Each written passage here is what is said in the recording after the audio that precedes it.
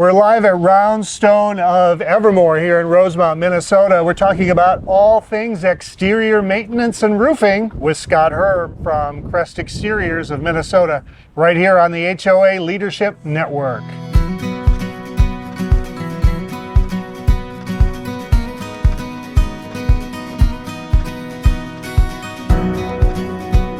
Well, it's that time of year, lots of exterior maintenance on the minds of HOA boards across Minnesota. And of course, with that comes a lot of weather that we have to be concerned about, which brings roofing issues. We're going to talk all about it here with Scott Hurm of Crest Exteriors. Scott, thanks for being with us today. Good afternoon.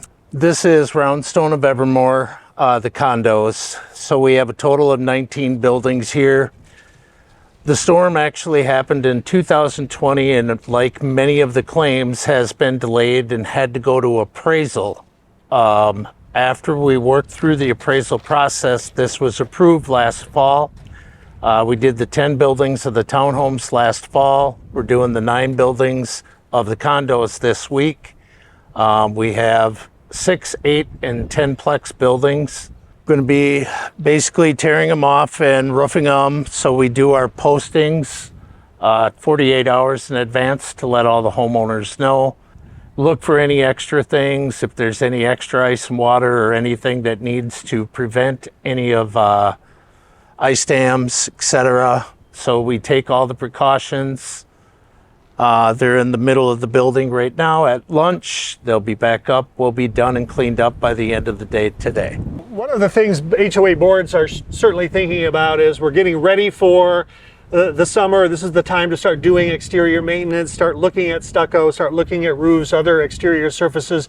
What's some advice you would give boards as they're trying to put a plan together? So one of the biggest things on your spring walkthroughs, you're going to look at your gutters. See if the gutters have been cleaned either last fall, maybe they need this spring. Clogged gutters are going to cause water to overflow and not come out the downspouts. You'll look at the downspouts of the buildings to make sure that they haven't been trampled over the winter. A lot of the windows and the doors that may need caulking. A lot of the units in the last few years have been coming up here in the South Metro. Eagan, Burnsville, Apple Valley, Lakeville, homes that were built in the late 80s, 90s, their decks have really become in disarray. I have probably 6 different communities that are working on plans on replacements of their decking because the treated wood has started to decay. I have one in Apple Valley that's basically have been so the city has came out and put red tape on the decks to not to use them because they're ready to fall off. So I'm doing a lot of estimates on decking from last fall through this spring. Other things here, we did concrete patio and vinyl fencing. There's a lot of the stuff on the exterior in your walkthrough. We specialize coming and getting your punch list from the spring walkthrough, whether it be vinyl siding that's came undone, holes in the siding. A lot of the buildings back in the late 80s to 2000 had cedar siding. Woodpeckers have been getting at them pretty good. So any of the type of maintenance, take your spring walkthrough, go over it, identify the problems and what we can do to help. All right, Scott, so of course, Minnesota summers mean thunderstorms and sometimes mean hail. A hailstorm can come through, damage lots of surfaces. So when that happens, how should a board engage someone like you to figure out, do we have any damage? And if we do, what should we do? So number one, call a contractor. We kind of specialize in insurance claims. We'll come out and basically walk the buildings, identify the problems. We do drone inspections. We also do physical inspections. So if a complex thinks that there was hail and it has done significant damage, we'll come out and basically do a drone inspection of the buildings. Then we'll physically go on the roofs and look at the drone pictures to see that the marks that are identified in the drone are actual hail hits. At that point, we'll walk the buildings, look at the soft metals, look at the vinyl siding, anything that would go along with the claim to move forward on making a claim. a lot of times with associations and with associations deductibles, you have to make sure that you're moving in the right direction, or you could end up with a claim that isn't going to hit your deductible, but there may be damage that's done to get repaired without making a claim. That's something that we would meet with each different association and go through the assessment to move forward or not. We're hearing lots of issues with regard to insurance. Insurance being turned down, insurance claims taking a long time. Some companies no longer are offering insurance. They've gotten out of the market. How do you help a HOA navigate through all that, or can you? So one of the first things that we do is we ask each association, who's your insurance company? Some insurance companies in the last few years have made it that initially they're going to decline the claim. These claims can be tricky. You have to make sure you have enough damage to move forward and work with a public adjuster to move forward in the appraisal process. Now that can take time. These two units or two complexes here in this association took over 2 years to get through the appraisal process and get the verdict won so that we could roof these. Both of them were declined initially, but we found there was significant damage.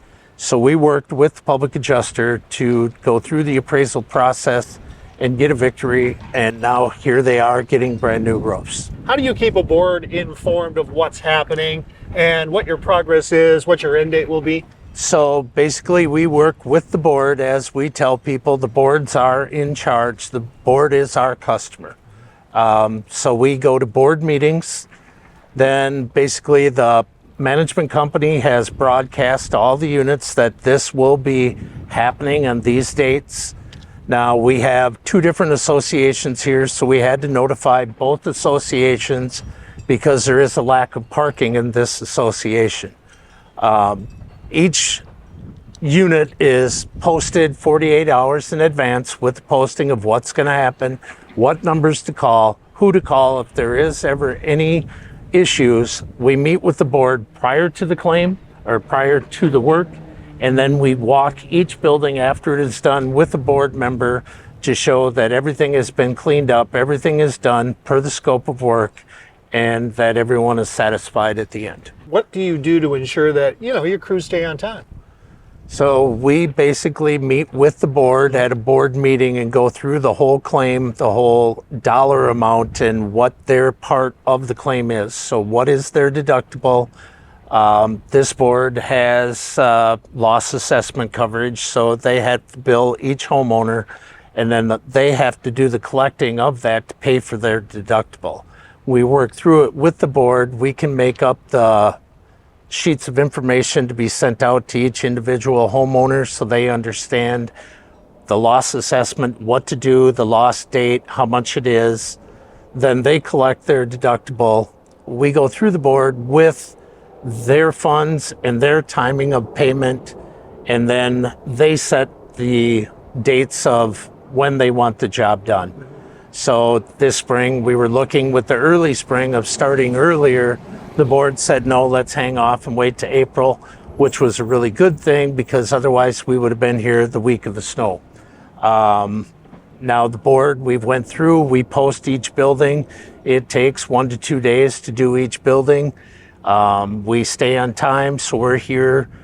We don't start till 7:30, but at 7:15, we're knocking on each door to get all the cars moved, be in close contact with the association. They know who from Crest Exteriors is on site and who to talk to in case they have any questions. Lots to talk about, lots to think about for boards, and it sounds like you'd be a very good resource for them. Scott Hurm. Yep. Crest Exteriors of Minnesota, thank you for joining us, and don't forget to join our network. It's free. Just go to www.hoaleadershipnetwork.com and sign up. See you soon on the HOA Leadership Network.